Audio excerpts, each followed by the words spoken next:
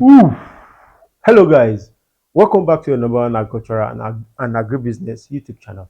On today's episode, we are going to be talking about cocoa, and we are going to be looking at the principle guiding intercropping in cocoa farming.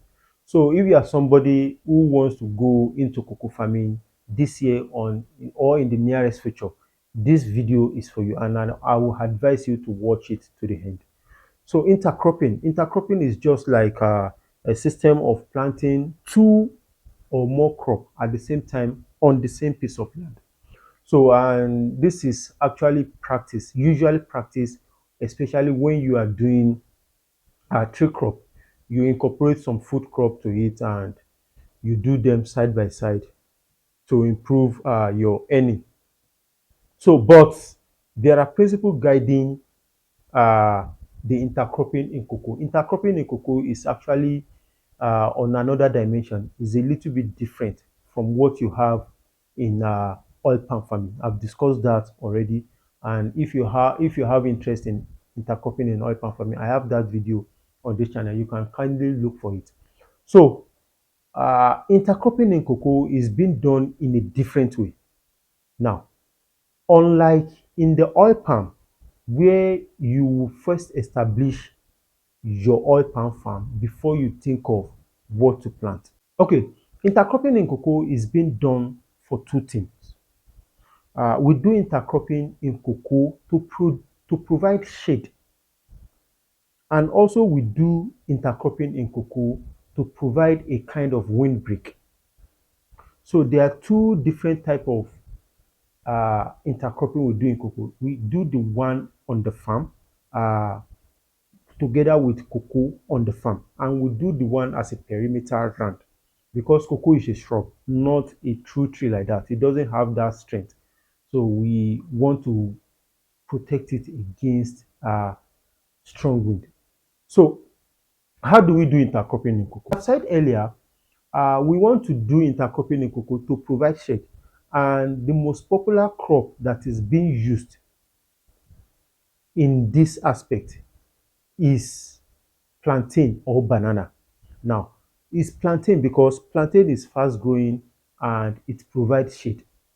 Now, and it's also easily to get rid of because at some point you'll be needing to get rid of them. So you cannot be using a permanent crop to provide shade on a cocoa farm. Whereby after some years, when you want to remove it, it will cause trouble for you.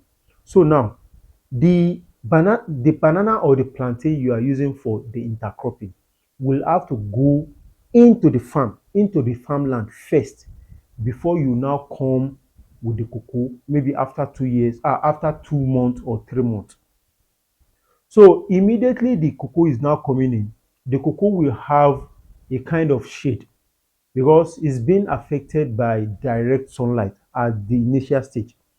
So this intercropping will go on for as long as 4 to 5 years.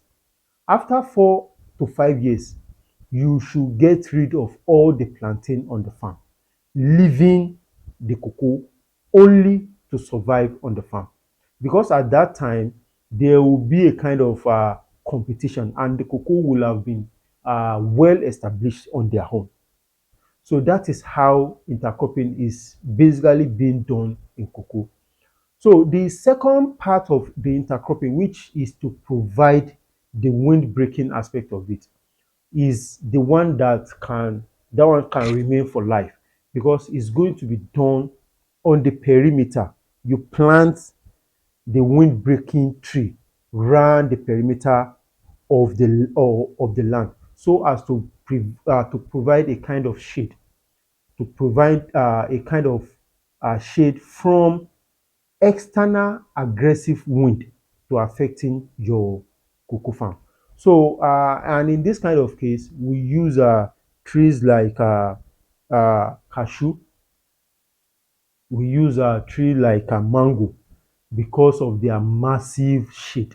So, this kind of trees is what you plant around the perimeter of your cocoa farm.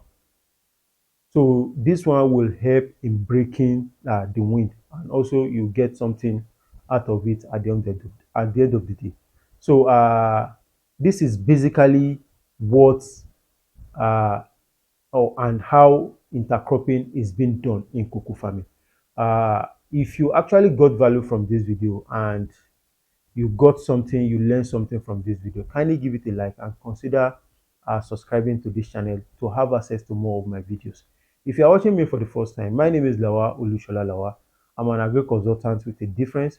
I'm a farmer by training, by practice, and by education. This channel is dedicated to promote sustainable and profitable agriculture.